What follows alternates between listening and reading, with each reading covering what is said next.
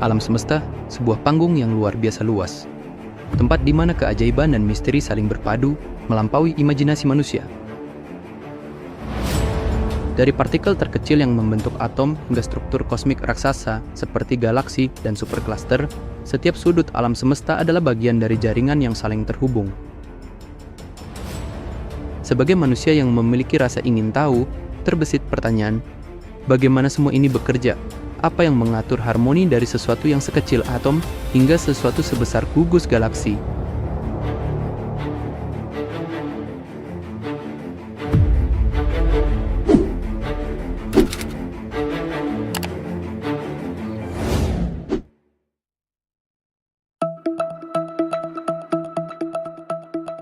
Ilmu pengetahuan telah lama berusaha menjawab pertanyaan-pertanyaan besar ini. Dalam pencarian tersebut, kita menemukan bahwa alam semesta diatur oleh hukum-hukum mendasar. Terdapat 4 kekuatan utama yang memegang kendali atas semua fenomena fisik yang pernah kita temui.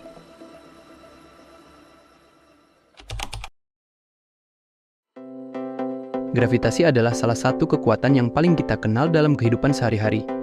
Ia adalah kekuatan yang mengatur bagaimana planet, bintang, dan galaksi saling tarik-menarik.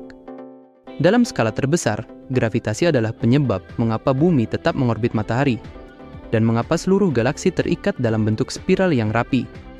Gravitasi bekerja antara semua objek yang memiliki massa, dengan kekuatan yang semakin besar seiring dengan massa objek tersebut dan semakin kecil seiring dengan jarak antara objek-objek tersebut. Namun, meskipun gravitasi adalah kekuatan yang sangat kuat dalam skala besar, ia ternyata adalah kekuatan yang paling lemah di antara 4 kekuatan dasar ini. Sebagai contoh, jika kita membandingkannya dengan gaya elektromagnetik yang bisa memanipulasi partikel listrik, gravitasi hanya menarik objek tanpa bisa menekan atau mendorong. Tetapi, meskipun lemah, gravitasi sangat penting karena ia mengendalikan struktur besar alam semesta kita, dari orbit planet hingga pembentukan galaksi. Pertanyaannya, mengapa gravitasi sangat lemah dibandingkan dengan kekuatan lainnya?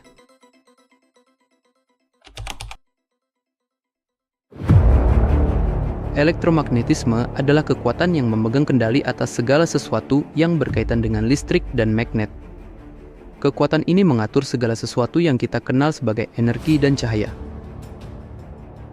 Cahaya itu sendiri adalah gelombang elektromagnetik yang berperan dalam komunikasi, teknologi, dan kehidupan sehari-hari. Elektromagnetisme bekerja pada partikel bermuatan listrik seperti elektron dan memiliki 2 bentuk interaksi utama seperti medan listrik dan medan magnet. Sebagai contoh, kita menggunakan medan elektromagnetik dalam perangkat elektronik seperti telepon, komputer, bahkan microwave. Gaya ini tidak hanya mengendalikan benda-benda yang kita lihat di sekitar kita, tetapi juga menjadi dasar dari banyak fenomena alam seperti cahaya yang kita lihat dan medan magnet yang melindungi bumi dari radiasi kosmik. Namun, meskipun elektromagnetisme sangat kuat dan bekerja pada skala yang sangat kecil, ia memiliki keterbatasan. Sebagai contoh, medan magnet dan medan listrik tidak dapat menjelaskan fenomena besar seperti gerakan planet-planet atau formasi galaksi yang lebih dipengaruhi oleh gravitasi.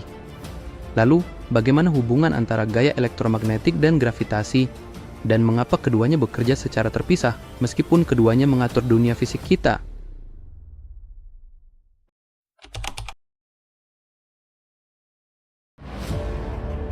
Gaya nuklir kuat adalah kekuatan yang paling kuat di antara keempat kekuatan dasar, dan ia bertanggung jawab untuk menjaga inti atom tetap utuh.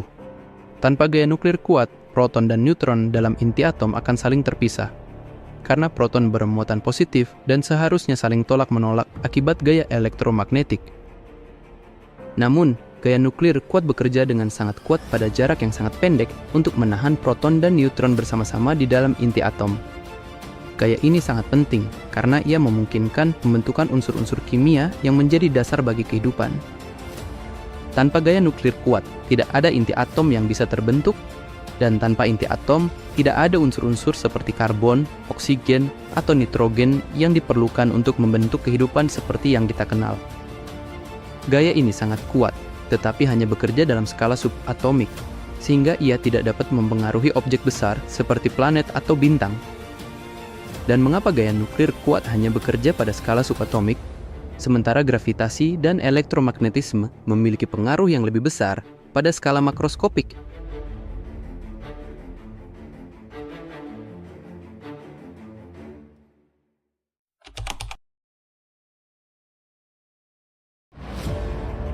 Gaya nuklir lemah adalah kekuatan yang bekerja di dalam inti atom, dan ia memainkan peran penting dalam proses fisika nuklir seperti peluruhan radioaktif. Misalnya, ketika sebuah atom tidak stabil, ia dapat mengalami peluruhan radioaktif yang menghasilkan partikel-partikel baru yang keluar dari inti atom. Proses ini terjadi karena gaya nuklir lemah yang memungkinkan partikel tertentu untuk berubah, seperti ketika neutron dalam inti atom berubah menjadi proton dan elektron, melepaskan energi dalam bentuk radiasi. Gaya nuklir lemah tidak hanya terbatas pada peluruhan radioaktif, tetapi juga berperan dalam reaksi fusi nuklir yang terjadi di dalam bintang, termasuk matahari kita. Reaksi fusi ini menghasilkan energi yang kita nikmati di bumi dalam bentuk cahaya dan panas.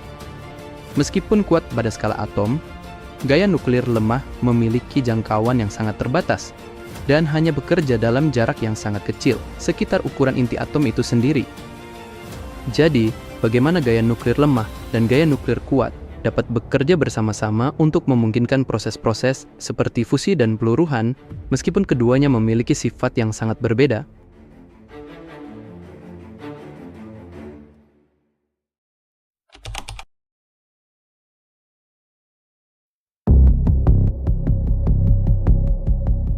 Terdapat satu pertanyaan besar terus menggema. Bagaimana jika keempat kekuatan ini hanyalah manifestasi yang berbeda dari satu kekuatan tunggal yang lebih mendasar? Ini adalah inti dari pencarian manusia untuk menemukan teori segalanya. Sebuah teori yang tidak hanya menjelaskan bagaimana alam semesta bekerja, tetapi juga mengungkap rahasia terdalam tentang keberadaan kita di dalamnya. Sepanjang sejarah panjang umat manusia, kita telah perlahan membuka tabir rahasia alam semesta yang megah ini. Kita mulai dengan Isaac Newton, yang mengungkap hukum gravitasi, kekuatan tak terlihat yang mengikat planet-planet dan bintang-bintang dalam sebuah tarian kosmik yang teratur. Kemudian, James Clerk Maxwell menyatukan dua fenomena yang dulu terpisah seperti listrik dan magnet. Hal itu membuka jendela untuk memahami kekuatan elektromagnetik yang menggerakkan dunia kita. Dan akhirnya, Albert Einstein dengan teori relativitasnya memperlihatkan bahwa ruang dan waktu bukanlah entitas yang terpisah, melainkan dua aspek dari satu kain yang tak terpisahkan, yang saling berinteraksi dalam cara yang begitu indah dan misterius. Namun, meski kita telah mengukir pencapaian yang luar biasa, kita baru menggoreskan permukaan dari pemahaman kita. Perjalanan kita dalam pencarian untuk memahami inti alam semesta belum selesai. Di balik setiap jawaban yang kita temukan, ada lebih banyak pertanyaan dan misteri yang menanti untuk dipecahkan. Pertanyaan yang menuntut kita untuk melangkah lebih jauh, lebih dalam, untuk menyelami keajaiban yang tak terungkapkan, seolah alam semesta ini masih menyimpan banyak rahasia yang belum kita sentuh. Di tengah keagungan alam semesta yang tak terhingga, kita hanyalah titik debu yang terselip di antara bintang-bintang. Namun dalam kampan yang luas ini, muncul rasa ingin tahukan yang tak terpadamkan. Sebuah dorongan yang mendorong kita untuk bertanya, merenung, dan menggali lebih dalam. Apakah mungkin, di balik segala keteraturan yang begitu memukau ini, ada satu desain yang sempurna? Apakah terdapat satu pola yang menghubungkan semuanya? Mari bersama-sama melangkah ke dalam perjalanan ini, menembus batas-batas pemahaman kita. Menyelami kedalaman misteri alam semesta untuk mencari jawaban atas pertanyaan-pertanyaan yang telah lama mengusik jiwa manusia. Pertanyaan yang menantang kita untuk melihat melampaui apa yang tampak dan menemukan kunci untuk memahami takdir kita di alam semesta yang begitu luas dan penuh rahasia ini. Stephen Hawking in his latest book says God, bah humbug. He can prove the non-existence of God because there was no time for God to create the universe at the instant of the Big Bang. He says time started with the Big Bang, therefore there was no time for God to create a universe, i.e. there's no God. Fisika adalah upaya manusia untuk menguraikan rahasia terdalam alam semesta. Ia menjelajahi dimensi terkecil hingga luasnya kosmos yang tak terhingga. Segala sesuatu yang ada, mulai dari partikel yang nyaris tak kasat mata, hingga gugusan galaksi yang megah, semua berakar pada keberadaan yang paling mendasar. Di sanalah inti dari semua realitas berada. Landasan tempat seluruh eksistensi bermula. Oleh sebab itu, untuk memahami alam semesta dengan seutuhnya, ilmuwan harus menelusuri ilmu yang membahas esensi terdalam ini, yaitu fisika kuantum.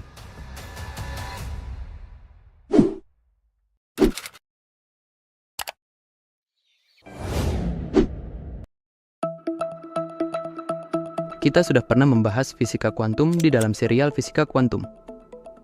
Bagi yang belum sempat menyaksikan, saya sangat merekomendasikan untuk menontonnya terlebih dahulu. Intinya, fisika kuantum adalah cabang ilmu yang mengupas dunia pada skala yang sangat kecil. Tempat hukum-hukum fisika klasik kehilangan relevansinya. Secara sederhana, ini adalah ilmu yang mempelajari perilaku partikel subatomik, entitas yang lebih kecil dari atom, dan memahami fenomena aneh yang seringkali melampaui intuisi kita. Beragam eksperimen telah dilakukan untuk membuktikan dan mengungkap misteri fenomena dalam fisika kuantum, membuka jendela baru menuju pemahaman realitas yang jauh melampaui intuisi manusia. Misalnya, eksperimen celah ganda yang memperlihatkan dualitas gelombang partikel sebagai sebuah sifat alam yang mengaburkan batas antara materi dan energi. Kemudian, ada fenomena quantum entanglement yang mengungkap keterhubungan dua partikel secara instan meski terpisah oleh jarak kosmik, seolah menantang konsep ruang dan waktu itu sendiri. Eksperimen legendaris seperti percobaan EPR dan paradoks Schrödinger-Cat yang penuh teka-teki juga menjadi fondasi penting dalam memahami dunia kuantum. Namun, eksperimen-eksperimen ini bukan hanya sekadar membuktikan teori-teori yang ada. Mereka juga menjadi pilar yang mendasari inovasi besar, seperti teknologi komputer kuantum yang berpotensi merevolusi cara manusia memproses informasi. Melalui eksperimen ini, fisika kuantum terus membimbing kita menuju pemahaman yang lebih mendalam tentang hakikat alam semesta. Kenapa kita harus setuju kalau fisika kuantum menjadi pondasi dari keberadaan? Setiap materi dan energi di alam semesta, dari partikel terkecil hingga cahaya yang menari di kehampaan kosmik, tunduk pada hukum-hukum kuantum. Misalnya elektron yang tidak bergerak sembarangan di sekitar inti atom, melainkan hanya dapat berada pada tingkat energi tertentu, menjadi sebuah fenomena yang menantang intuisi klasik kita. Interaksi antara partikel, seperti gaya elektromagnetik yang dimediasi oleh foton, atau gaya fundamental lainnya seperti gaya nuklir kuat dan lemah yang melibatkan gluon dan boson, semuanya dijelaskan dalam kerangka kuantum. That quantum mechanics is essential in explaining many of the important processes in life. Prinsip-prinsip mendalam ini tidak hanya menjelaskan struktur materi, tetapi juga menjadi dasar dari berbagai fenomena alam, mulai dari reaksi kimia yang rumit hingga proses biologis di tingkat molekuler. Dengan kata lain, hukum-hukum kuantum adalah blueprint yang menjahit setiap lapisan realitas. Dari struktur terkecil yang membentuk atom hingga kompleksitas kosmos yang agung. Dunia kita dalam segala aspeknya bergantung sepenuhnya pada harmoni yang diatur oleh fisika kuantum. Model standar fisika partikel yang mencakup partikel dasar seperti quark dan lepton adalah salah satu aplikasi paling sukses dari fisika kuantum. Model ini menjelaskan 3 dari 4 gaya dasar di alam semesta, gaya nuklir lemah, elektromagnetisme, dan gaya nuklir kuat, kecuali gravitasi yang tetap menjadi teka-teki besar.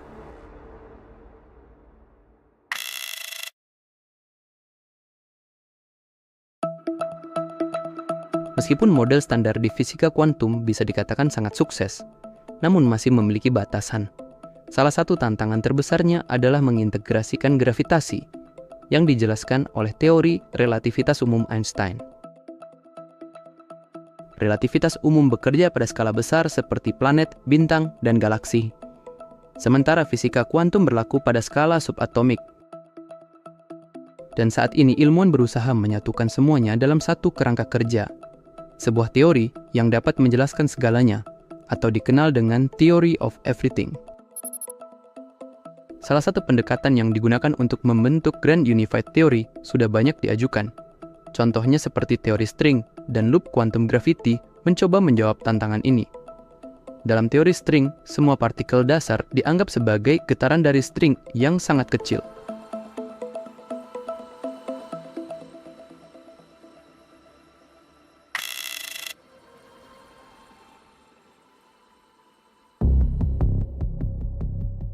Dalam teori string, semua partikel dasar bukanlah objek titik seperti yang diasumsikan dalam fisika partikel standar, melainkan getaran dari entitas satu dimensi yang disebut string. Untuk konsistensinya, teori string memerlukan dimensi tambahan di luar 4 dimensi. Seperti yang kita ketahui, terdapat 3 dimensi ruang dan 1 dimensi waktu. Dalam teori string, total ada 10 atau 11 dimensi, tergantung pada versi teorinya. Kita akan bahas ini di video terpisah jika kalian tertarik. Tapi untuk lebih mudah, ada 5 versi utama teori string, yaitu Type 1, 2A, 2B, heterotik-O, dan heterotik-E. Tetapi semuanya dihubungkan oleh kerangka yang lebih luas yang disebut M-teori. Teori ini digadang-gadang bisa memberikan kerangka untuk menyatukan semua 4 gaya fundamental. Namun sayangnya, teori string belum memiliki bukti eksperimental langsung. Karena skala energi yang diperlukan untuk menguji prediksi-prediksinya sangat jauh di luar jangkauan teknologi saat ini.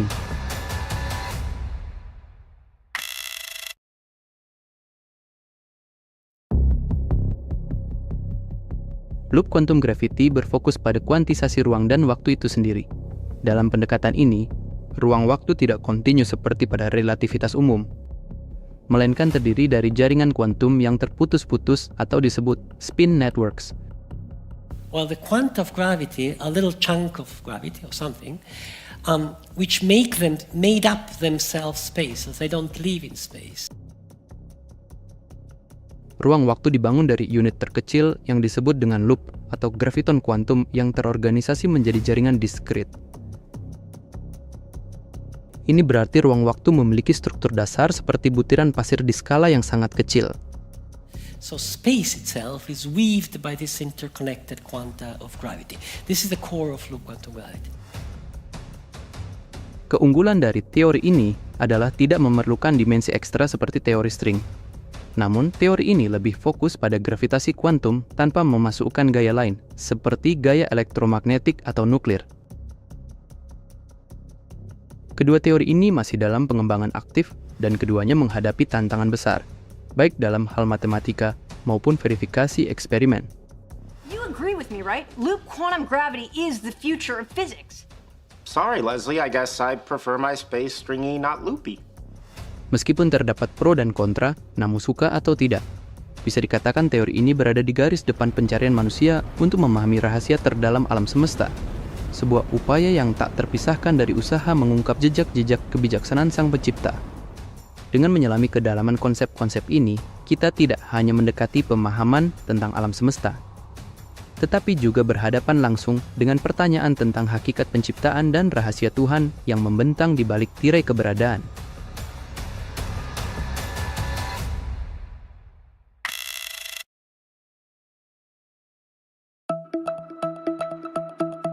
Fisika kuantum membimbing kita untuk menembus batas-batas realitas yang tampak, memasuki ranah dimensi tersembunyi yang tak pernah terjangkau oleh indera manusia. Dalam dunia kuantum, segala sesuatu berada dalam ketidakpastian yang menakjubkan. Konsep seperti superposisi, di mana partikel dapat berada dalam berbagai keadaan sekaligus, dan entanglement yang menghubungkan partikel yang terpisah jauh oleh ruang dan waktu, mengguncang paradigma kita tentang bagaimana alam semesta seharusnya berfungsi. Fenomena-fenomena ini menggugah pemahaman kita yang telah lama diterima tentang ruang dan waktu, menyarankan bahwa mereka bukanlah entitas yang statis dan mutlak, tetapi bisa bersifat fleksibel, terdistorsi, bahkan terhubung secara misterius dalam cara yang belum sepenuhnya kita pahami.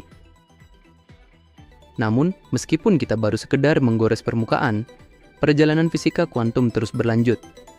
Perjalanan ini akan membawa kita lebih dalam kepada lapisan realitas yang lebih kompleks.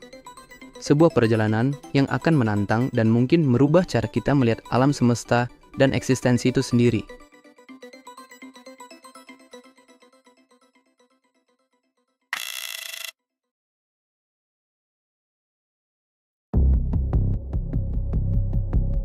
Pada akhirnya, fisika kuantum bukan hanya menjadi cabang ilmu yang mempelajari partikel-partikel kecil atau fenomena aneh di tingkat mikroskopis. Ia adalah kunci yang membuka pintu menuju pemahaman yang lebih dalam tentang realitas, tentang struktur alam semesta, dan bahkan tentang eksistensi kita sendiri.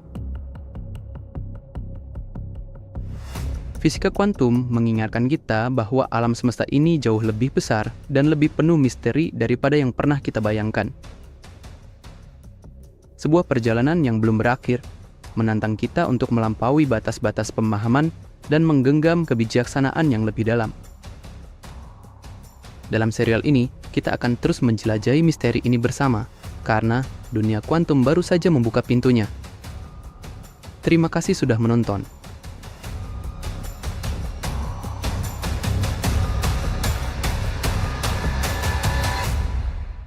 Is correct. Then universe is expanding, yes? Yes. Okay, so if you reverse time, then the universe is getting smaller.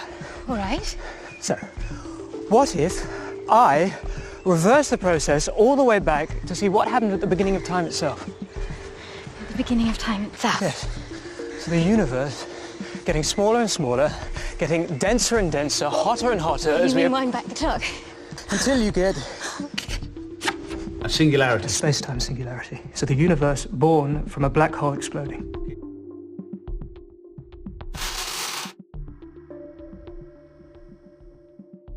Sejak pertama kali manusia mengamati bintang, terdapat satu pertanyaan besar yang membayangi. Apa yang menggerakkan alam semesta ini? Mulai dari detak waktu hingga planet-planet yang semuanya tampak saling terhubung oleh sebuah hukum. Tapi, hukum apakah itu?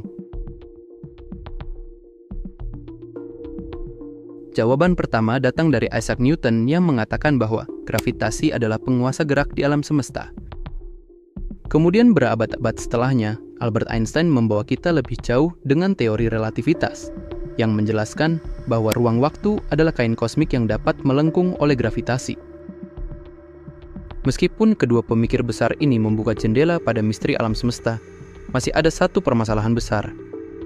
Gravitasi hanya bekerja pada skala besar, dan jika diterapkan dalam skala atomik, maka hukum gravitasi tidak lagi relevan. Bagaimana bisa? Disinilah nama Stephen Hawking muncul. Hawking membawa kita ke batas pengetahuan manusia dengan menggabungkan relativitas Einstein dan mekanika kuantum untuk memahami lubang hitam. Kenapa harus lubang hitam? Karena menurut Hawking, lubang hitam adalah objek paling misterius di alam semesta yang memaksa kita untuk merekonsiliasi dua pilar besar fisika modern, yaitu relativitas umum dan mekanika kuantum. Disinilah langkah besar kita dimulai, untuk menemukan sebuah teori di mana hukum alam semesta tidak hanya berlaku pada bintang-bintang dan galaksi, tetapi juga pada partikel terkecil. Teori Hawking menjadi petunjuk penting untuk sebuah teori yang menyatukan relativitas dan mekanika kuantum. Sebuah teori yang dipercaya menjadi kunci terakhir untuk memahami segalanya. Sampai detik ini, pencarian itu terus berlanjut. Apakah teori of everything benar-benar ada? Atau mungkin alam semesta menyimpan rahasia yang takkan pernah terpecahkan? Perjalanan besar kita baru saja dimulai.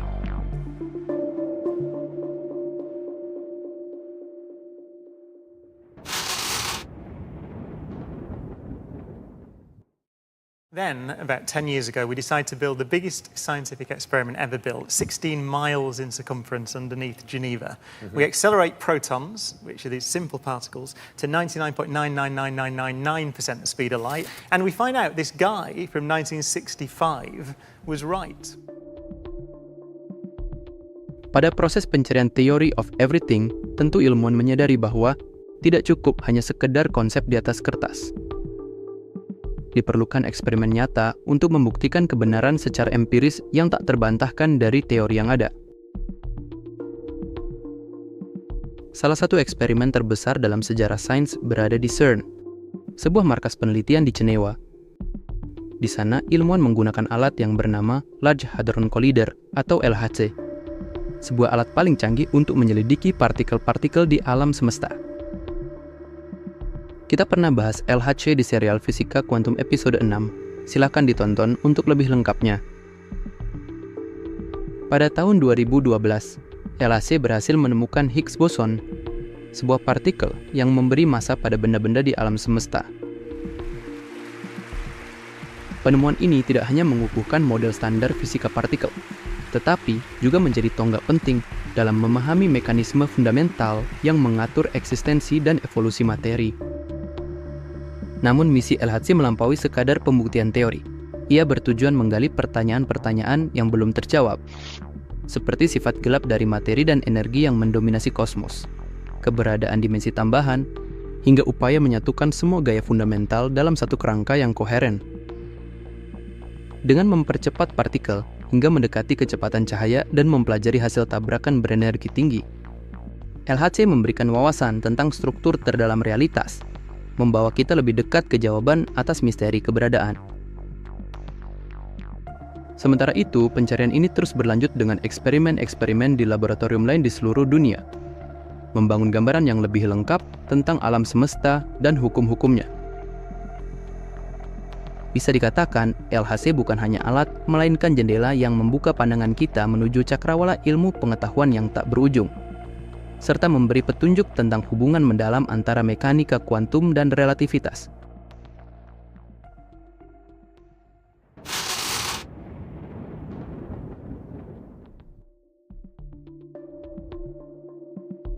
Fisikawan modern menghadapi tantangan yang luar biasa, yaitu menyatukan dua dunia yang tampaknya tak terhubung. Keduanya berbicara dalam bahasa yang berbeda. Relativitas umum seolah tidak berguna ketika harus menjelaskan apa yang terjadi di skala terkecil. Sementara mekanika kuantum gagal dalam menangani gravitasi. Pertanyaannya, kenapa kedua dunia ini harus dipertemukan? This theory of everything is also a theory of space and time and the universe itself. It will answer some of the deepest philosophical, theological questions of all time. Pada dasarnya, alam semesta adalah satu kesatuan. Saat kita memasuki kondisi ekstrim, seperti inti lubang hitam atau momen pertama Big Bang, hukum-hukum relativitas dan mekanika kuantum harus bekerja bersama. Namun yang terjadi, hukum fisika berhenti pada kondisi tersebut dan tidak mampu lagi menjelaskan apa yang sebenarnya terjadi. Einstein's theory breaks down at the instant of the Big Bang, where it's useless. Einstein's theory breaks down at the center of a black hole. What lies on the other side of a black hole? What lies on the other side of a Big Bang? Einstein's theory are useless because they simply blow up at that point. Untuk menjembatani celah ini, para ilmuwan mencoba segala cara. Salah satu pendekatan utama yang digunakan adalah teori string dan loop quantum gravity yang sudah kita sebutkan pada episode sebelumnya. Kedua teori ini bukan hanya sekadar gagasan abstrak, melainkan representasi dari ambisi besar manusia untuk memahami alam semesta secara utuh. Sebuah upaya menyatukan semua gaya fundamental, termasuk gravitasi, dalam kerangka tunggal yang elegan. Namun, dari dua teori tersebut, kandidat yang paling populer dan terkuat adalah teori string. Teori string menawarkan gambaran baru, membayangkan bahwa partikel-partikel mendasar bukanlah titik-titik tak berdimensi, melainkan string satu dimensi yang bergetar pada frekuensi tertentu. Getaran ini seperti notasi musik yang menentukan sifat partikel, apakah ia menjadi elektron, quark, atau bahkan graviton, yaitu sebuah partikel hipotetis pembawa gravitasi. Dengan menyatukan semua gaya fundamental dalam konteks getaran string, teori ini menjadi kandidat kuat untuk theory of everything. Kenapa ini semua begitu penting bagi ilmuwan? Apa yang dapat dihasilkan manusia dari teori segalanya?